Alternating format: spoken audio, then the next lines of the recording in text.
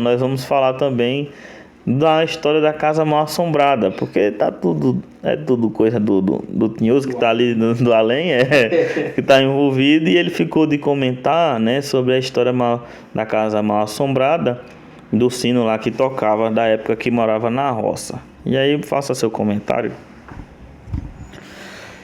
Galera, você tem alguma história aí sobre a paralisia do sono? Você já teve ou conhece alguém que passou por esse problema? Conta sua história aqui nos comentários. Deixa seu comentário, sim ou não. Em relação à casa mal assombrada, é o seguinte. Nós morávamos, né? Fui criado com meus avós no Nordeste, na Bahia, interiorzinho. Uma cidadezinha do interior. Município de uma cidadezinha do interior. E ali, né, morávamos numa casinha de taipa. Para quem não sabe o que é a casa de taipa, é a famosa casa do João de Barro. É aquela casa que o pessoal fazia com barro mesmo. Pegava um monte de vara, fazia ali o desenho da casa, né? Aquela armação, amarrada com cordas ou com próprios cipós, e ali preenchia com barro. Então ficava aquela casa mesmo de barro. Chão batido, de barro. Telha de barro ou palha, no caso lá era aquelas telhas de barro. E ali...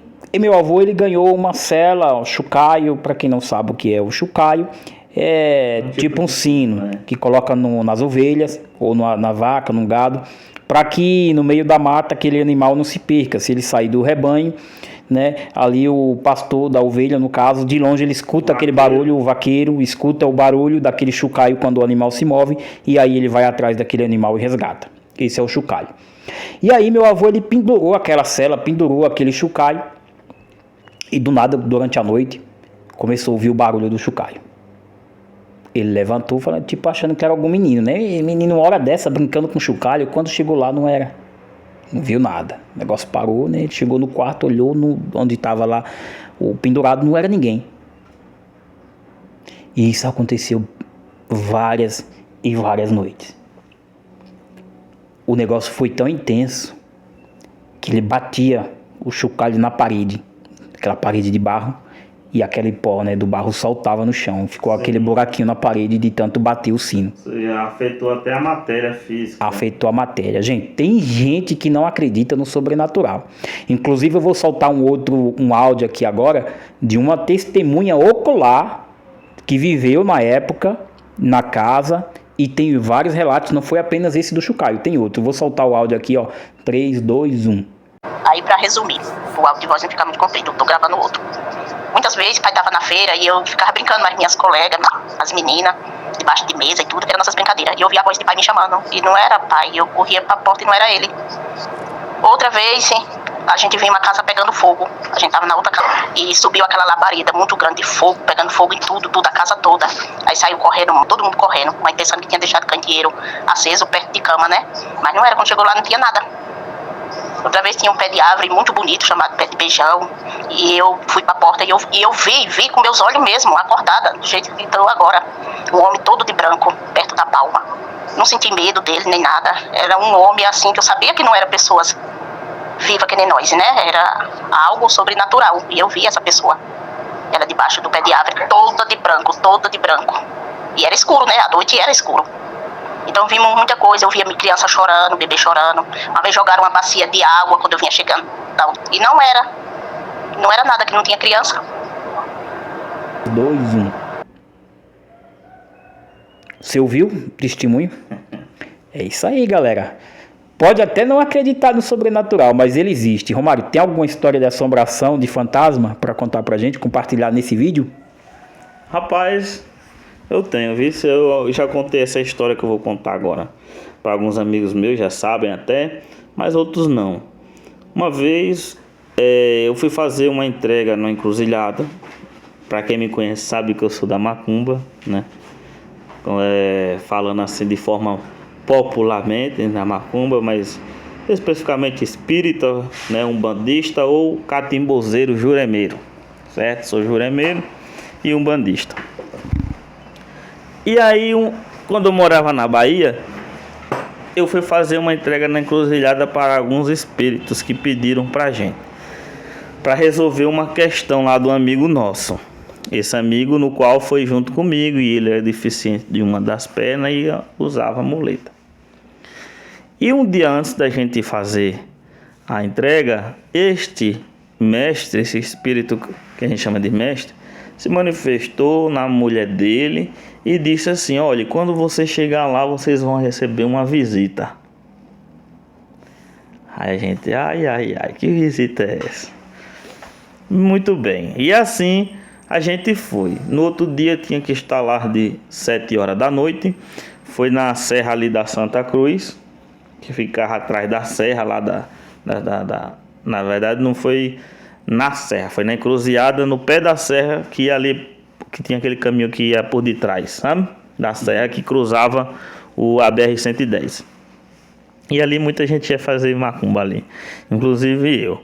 E aí, cara, a gente foi lá, tinha que chegar lá de 7 horas da noite. Quando a gente chega lá, e o camarada, o espírito, tinha falado que nós iríamos receber uma visita, que essa visita ia receber o que a gente tava levando. Mas aí a gente nem se tocou. Quando a gente chega lá, que eu tô ali amassando as pimentas ali no chão, que eu olho pro lado assim, que o amigo meu me cutuca assim com o cotovelo e fala: Mário, olha que dali que tá vindo. Quando eu olho, uma senhora toda de branco e um cara vestido todo de preto com um saco de estopa nas costas. Quem não sabe o que é saco de estopa, é aqueles sacos de 50 quilos, 50 litros, sei lá, que o pessoal usava para armazenar bastante feijão, milho, não é isso? Farinha. E aí, aquelas duas pessoas, na nossa visão, na nossa vista, assim, a gente olhava, eram pessoas comuns, assim, físico, normal, não deu medo de nada. Entendeu? Por quê? Porque a gente achava que era a pessoa mesmo. Eu falei assim, não... Quase que eu falava o nome dele. Não, fulano. Deixa eles fazer lá a macumba deles lá e nós faz a nossa aqui. E eu aqui, ó, de canto de olho, né? Falei isso, mas fiquei desconfiado. E aqui, ó, amassando as pimentas, botando o que tinha que botar ali no chão. E aqui deu... Aí quando eu vi, o cabo tirou a véia toda de branco, pediu o saco que o cara tava, aí o cara entregou aquele saco, ela bateu palma, na hora que ela bateu palma, aquele saco se transformou numa bola de fogo, e igual um busca-pé, pegou assim, aqueles foguetes de São João, a pista BR assim,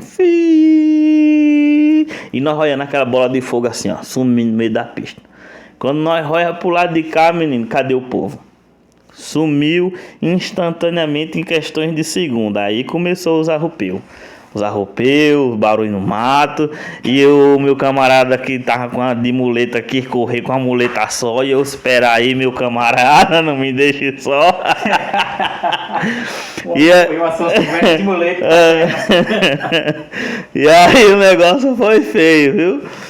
E aí, essa foi uma das experiências. Ou seja, cara, um negócio que parecia ser gente mesmo, você via como se fosse fisicamente, mas não eram espíritos que foram ali auxiliar e receber conforme o espírito havia se manifestado na esposa dele e nos informado com antecedência. Mas a gente não tinha vivido ainda uma experiência dessa, entendeu? Então teve essa experiência e teve várias outras experiências que eu vou contar com o passar do tempo, né? Em outras oportunidades, por enquanto eu vou deixar essa. E é isso, cara. O mundo espiritual, ele é tão real quanto o mundo físico, entendeu? Muitas pessoas não acreditam, né? A gente respeita, mas para quem tem esse contato, estuda ou tem o seu lado espiritual bem alimentado, seja dentro do cristianismo, seja dentro do espiritismo, ele uma hora ou outra ele vai viver experiências que ele vai ver que aquilo não é do mundo material, e sim do mundo espiritual, entendeu? E isso é um fato, né? E agora eu vou deixar as considerações finais para Valdenor poder falar aí, se ele quiser falar mais alguma coisa. É isso aí, galera. Você ouviu aqui no canal Cast Eco histórias do sobrenatural, histórias reais, com pessoas reais, testemunho real. Só aqui no Cast Eco você vai ouvir essas histórias, porque são histórias que aconteceram com pessoas reais. Só aqui no Cast Eco você vai ouvir histórias sobrenaturais que você não vê em outro lugar. Quero chamar a sua atenção para inscrever-se no canal, ativar o sininho. Toda semana vídeos novos para vocês.